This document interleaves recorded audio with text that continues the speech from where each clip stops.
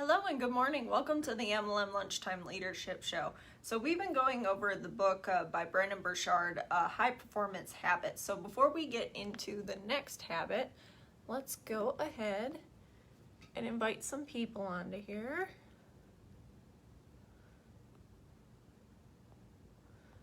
Hope everybody's having a good day. I believe it's supposed to be another hot one. Be a good day for the pool.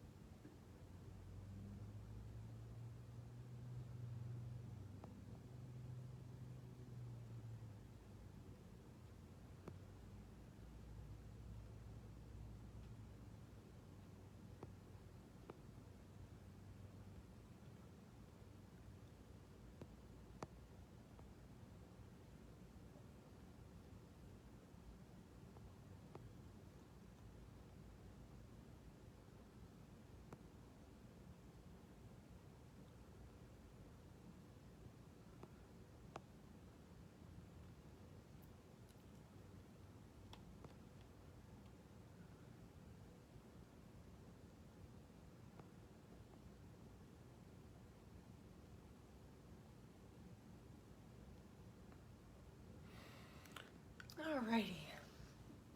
Alright, so today we're on habit number 4, which is increasing productivity. So don't think about making art, just get it done. Let everyone else decide if it's good or bad and whether you love it or hate it while they are deciding making even more art. So the work-life balance debate. So one of the most common ways that a modern person maintains self-deception is to keep busy at all times. So the great mistake most people make is to think that balance in terms of evenly distributed hours. This is something and it really depends on this phase of life that you're at. If you're starting something new, personally, I don't think there is such thing as balance in the beginning, because it's going to take so much more effort in the very beginning than it is any other time. You have to get that momentum going fast enough where it really does consume what you're thinking about. And we've talked about creating an obsession where this is what you're going to go do. And in the beginning, it is going to consume everything. But you have to go to your family and make sure you communicate to them like, look, this is what I'm trying to do. I'm going to be focused on this for the moment. However, when we get to this point, then we can celebrate and go do things. Also, another way to make sure that once you are at those goals, you want to plan the year before the year begins. I know some of you have already heard this on the with the school, but we all know when holidays are, and you want to plan certain activities for when you spend time with your family, because if we are in business for ourselves, but we need to make sure that we also have fulfillment in all the other areas. So planning the year before the year begins, you can actually look at your calendar and decide, okay, like this is when the kids have a break from school, this is when we have break from our full-time job, and this is when all of our conventions are, and you want to plan everything out for the year. It makes things a lot easier, because honestly with what we do, if we don't actually plan things out of like, okay, this is when we're gonna do this, it will never happen. So a lot of times when we plan to go up north to see my family, we have specific months where we're like, this is when we're going to leave and go do that. And make sure we get that time in. But in the very beginning, I hear it all the time. Everyone's like, well, how do you balance that out? And I'm like, in the beginning, there is no balance. And you got to accept that, but you got to communicate it to your loved ones so that way you're not wrecking those relationships. And follow through with what you say you're going to do, because if you just keep rolling and not actually tell everybody what's going on, people get upset. So you just need to talk with everybody, talk with your spouse and your kids, and make sure they understand what exactly it is that you're trying to do. And also, people with kids, if you have teenagers, they don't want to spend time with you all the time. I'll hear people, they're like, I want to make sure I spend time with my kids, which is good, but they don't want to be with you 24/7. No matter how much your kids love you, they don't.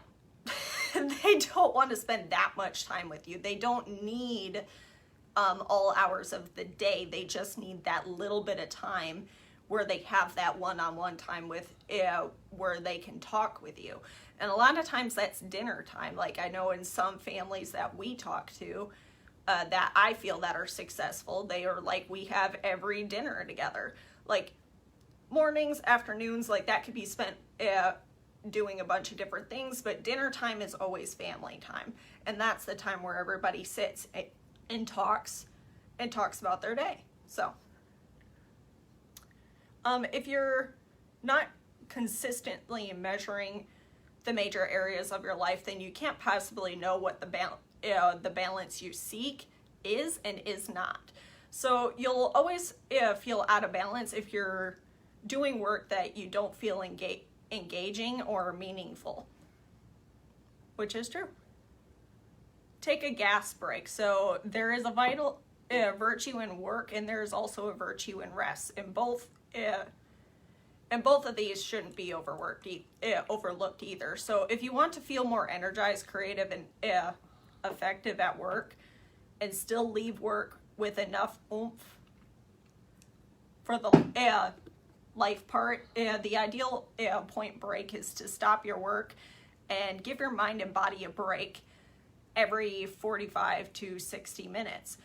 Personally, I don't agree with the every 60 to 45 minutes to 60-minute break. Like, if you took a break every hour, if I took a break every hour, I would get nothing done because I would get distracted and I kind of lose momentum that way. Like, it's good to stop and pause and take a break and let your mind catch up with everything else that's going on. But taking a break too frequently, personally for me, affects my productivity. It's better to just let me go, and then I'll take a break if I need it. But if I took that many breaks, I would lose my momentum and I wouldn't get anything done. Just me personally. He likes to do that because some people like to overwhelm themselves, and it's a way to pause and get yourself back together so that way you could think more clearly. But personally, I don't work that way. Some people need to take more breaks. It really depends on you. You got to listen to your body and what it's telling you. And if you absolutely need to, by all means do it. It's just not the way I run. So increase the outputs that matter. Nothing is less productive than to make more efficient what you should not be doing at all. So if you have your to-do list, are you doing unnecessary things that that don't need to be done right now? Like, a lot of people are like, oh, well, I have to do all my laundry today. Granted, you need clean clothes, but is it necessarily something that you need to be doing during productive hours? Is this a time where you could be making calls? Is this a time where you could be doing a presentation? Should you be reaching out to the people? Like, we like to do leads. Is that a time where you should be texting your leads? Excuse me. So planning your day out, like, what you want to have your list in order of what absolutely needs to get done today and what can be done later. I have stuff on my list that's been on there for 4 weeks just because it's not a top priority. Eventually I would like to get it done, but a lot of times that stuff gets done after 9 o'clock at night because that's during my non-productive hours, and that's when I would get them done. And I still haven't got it done, and it's fine. It's just there to remind me that eventually I would like to get that one thing done. Which honestly, I can't remember what that was. Oh, it was painting the hallway. So, but that's not something that I need to be doing during the day when I could be working. It's not something, and that's what a lot of people get consumed of. They're like, oh my God, I have to do this, I have to do this, I have to do this. And another reason why people do that is because they're trying to avoid the hard work that they don't want to do. It's an excuse not to do the thing that they don't want to do. And the reality is you have to do the work that you don't like doing to be able to get anywhere. You can't just do what you like. You have to do what's going to be most productive. So with that, that's mainly what I got out of this chapter. It was kind of a short one. But Jeff, do you have any comments on productivity? I mean, the main thing is use of time. Dan Pena talks a lot about looking at your calendar and tracking what you're doing. If you're tracking what you're doing, you're going to see where the gaps are, where you're not making progress, where you're screwing around, where you're not doing what you're supposed to be doing. So tracking has a lot to do with it. If you tracked your time every half hour on the hour, all day from the date, from the time you get up to the time you go to sleep, and realize how much time is actually wasted when you could have gotten done, and maybe not even wasted, maybe you are doing things you like doing and things that you think are productive, but being able to put together 2, 3, 4, especially in direct sales, 2, 3, 4 more presentations than you weren't doing before. But people don't really know what the standard is to begin with. It's just like, well, I'm going to get some stuff done. When there is no number, I was talking with actually a client last night, and the discussion came up about weight loss and just overall fitness. And they were trying to make sense of a meal plan that they were on. And it was like, well, I didn't get to where I should have been. I didn't get to where I could have been. I didn't get this done. I didn't get that done. And I was like, okay.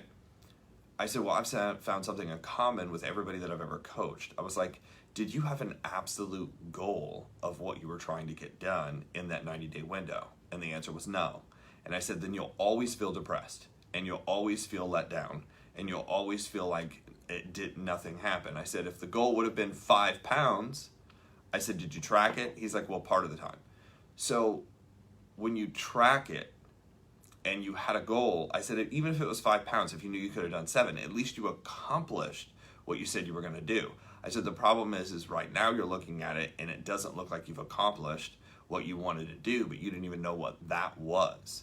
You just don't look exactly how you want. So got to set the goal. Got to have a number. What are you running towards? When you don't have the number and you don't know what you're running towards, what happens is you feel like you're running in circles and time is passing by, and that is depressing.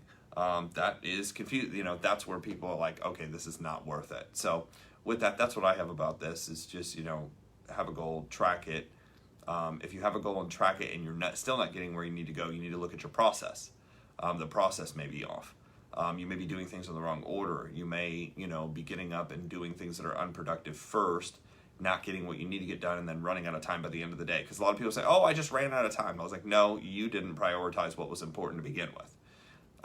When you really look at it, and in coaching sessions, it's really easy to figure this out. So these are just some of the things we go over inside of our school on Sunday, the MLM Millionaire Academy, which will start at 9 p.m. Sunday night.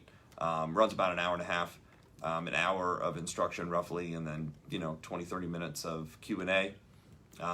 This coming week, we're talking about getting started right and taking off. So it'll be a good one. Appreciate everybody for being on. Have a great weekend. It is Friday. Hopefully you have something fun planned for the weekend. That's it. All right.